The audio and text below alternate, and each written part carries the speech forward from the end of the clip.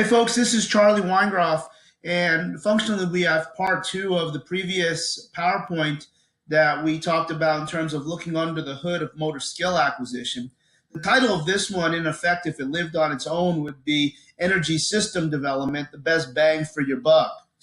I really feel like this is really one presentation, but really with different focus. The first one, maybe seeing where the rehab folks or from a coaching standpoint but also really appreciating that there are methodologies that can foster a particular training effect to allow for motor skill acquisition to be as consistent as possible. So that's really what we're going to get after here, and we're going to review some of the things from the earlier PowerPoint that would hopefully help this one make sense if you're just watching this one on its own. So here's our title, Best Bang for Your Buck.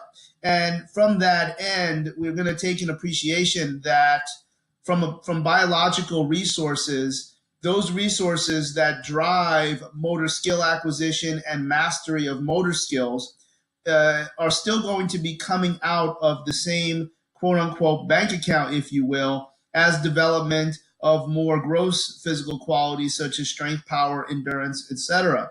Now, those two training goals are highly, highly different, but we think that if we took one of those major focus and then made it secondary with motor skill acquisition as the primary focus, I think the program can at worst maintain those high level of qualities and at best continue to develop them, or maybe allow exposure of what was already developed, given that this type of program has very, very high levels of efficiency in order to deliver and expose the motor skills that have already been developed.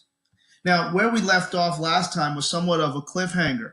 And to that end, one of the limiting factors, we're talking a lot about limiting factors of why motor skills are inconsistent, why we struggle to coach certain movements or lifts that we have high value for. And one of the pieces that just did not lend to that particular talk was the physiological environment to allow stress resistance. And if we have stress resistance specific to the type of activities that we're performing in, we should be able to maintain a better environment to acquire new motor skills, but more importantly, demonstrate what we have. And those environments include four factors that can allow for what I'm describing, which is an environment to be as minimally impinged in the learning process. And those four factors, starting in upper left, would be a high mass of endocrine glands. When we have high mass of endocrine glands, we can think of the hormonal factors as perhaps, in my opinion, the most important. And when we have this, we should be more resilient to any particular stress. So when the focus is motor skills, then the hormonal profile will be very, very resilient. Now, we're going to just say globally, high mass of endocrine glands. When the mass is high, then we expect their distribution of the different things that come from each of those glands to be more maximal. We'll talk more about this shortly in terms of how we can create analogies to best appreciate the importance of these four factors.